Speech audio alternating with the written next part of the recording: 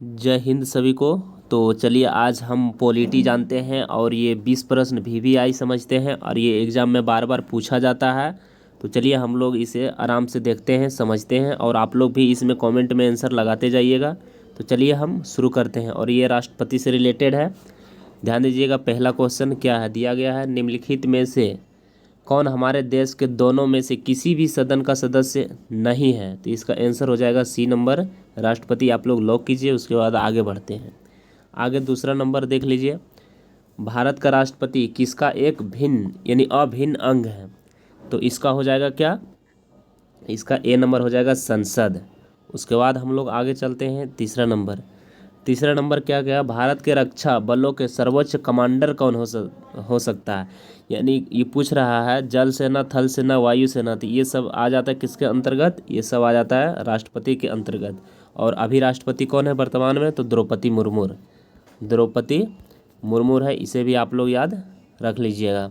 उसके बाद हम लोग चलते हैं चौथा नंबर क्या है कि भारत में राष्ट्रीय अध्यक्ष और सर्वोच्च औपचारिक पदाधिकारी कौन है।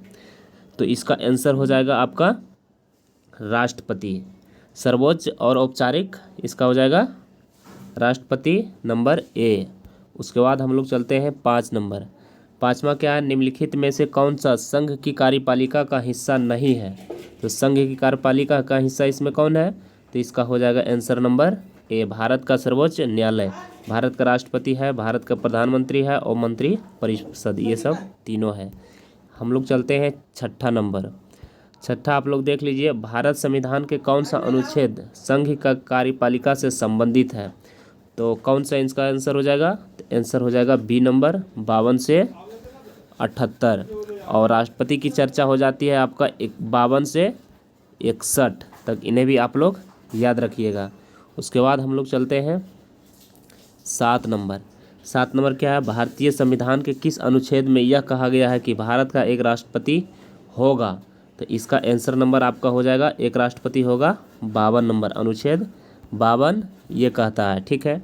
उसके बाद हम लोग चलते हैं आगे हम लोग चलते हैं 8वां नंबर, भारत के राष्ट्रपति के चुनाव तथा उनकी द्वारा संशोधित किया जा सकता है, किसके द्वारा। तो देखिए इसका आंसर हो जाएगा आपका संसद के साधारण बहुमत नहीं, संसद के विशेष बहुमत नहीं, संसद के विशेष बहुमत तथा राज्य की सहमति से। इसका आंसर हो जाएगा आपका सी नंबर। उसके बाद हम लोग चलते हैं 9वां नंबर। 9वां में क्या कह रहा है उसको ध्यान से सुनिएगा, ये सब मोस्ट इंपॉर्टेंट पूछा गया क्वेश्चन है, हम बार बार ये बोल रहे हैं और यही क्वेश्चन ये सब एग्जाम में आता है। भारतीय संविधान के निम्नलिखित में से कौन सा अनुच्छेद भारत के राष्ट्रपति का चुनाव से संबंधित है। तो चुनाव से संबंधित है 54, अनुच्छेद 54। उसके बाद हम लोग आगे चलते हैं 10वां नंबर। देखिए निम्नलिखित में से कौन सा भारत के राष्ट्रपति के चुनाव में भाग लेता है। तो भाग कौन लेता है उसको ध्यान से सुनिएगा, संसद के दोनों सदनों और विधानसभा के निर्वाचित और मनोनीत सदस्य नहीं, मनोनीत सदस्य इसमें नहीं लेता है, ठीक है, ये तो गलत हो गया। उसके बाद केवल संसद के दोनों सदनों के निर्वाचित सदस्य, ये गलत हो गया। उसके बाद सदन के दोनों सदनों के निर्वाचित और मनोनीत सदस्य, मनोनीत आ गया, ये भी गलत है। आगे हम लोग चलते हैं संसद और राज्य की विधानसभाओं के दोनों सदनों का निर्वाचित सदस्य, ये आंसर सही होगा आपका डी नंबर। आगे हम लोग चलते हैं 11 नंबर। 11 नंबर, निम्नलिखित में से कौन सा भारत के राष्ट्रपति के चुनाव में भाग नहीं ले सकता है। तो नहीं ले सकता है, कौन नहीं ले सकता है उसको ध्यान दीजिएगा। लोकसभा के निर्वाचित सदस्य ले सकता है, संसद के मनोनीत सदस्य ये नहीं ले सकता क्योंकि मनोनीत सदस्य यहाँ ले नहीं सकता, हमेशा निर्वाचित सदस्य ही ले सकता है। आंसर नंबर बी हो जाएगा। उसके बाद हम लोग चलते हैं 12 नंबर। देखिए निम्नलिखित में से कौन सा राष्ट्रपति के चुनाव में हिस्सा नहीं लेता है, तो अभी बता चुके हैं। उसके बाद हम लोग आगे चलते हैं 13 नंबर। भारत के राष्ट्रपति के चुनाव में ध्यान दीजिएगा, भारत के राष्ट्रपति के चुनाव में निम्नलिखित में से कौन सा शामिल नहीं हो सकता। शामिल कौन नहीं हो सकता है, देखिए लोकसभा के तथा राज्यसभा के मनोनीत सदस्य ये शामिल नहीं हो सकते हैं, सही है। राज्य और विधानसभा के परिषद सदस्य ये भी शामिल नहीं हो सकते हैं। केंद्र शासित प्रदेश के विधानमंडल के सदस्य ये भी शामिल नहीं हो सकते हैं, ये डी नंबर हो जाएगा, विकल्प में से कोई नहीं। उसके बाद हम लोग चलते हैं 14 नंबर। भारत संविधान के राष्ट्रपति के चुनाव में प्रणाली किस देश से ली गई है, तो इसका हो जाएगा आयरलैंड से, चुनाव ली गई है आयरलैंड से। उसके बाद हम लोग आगे चलते हैं 15 नंबर।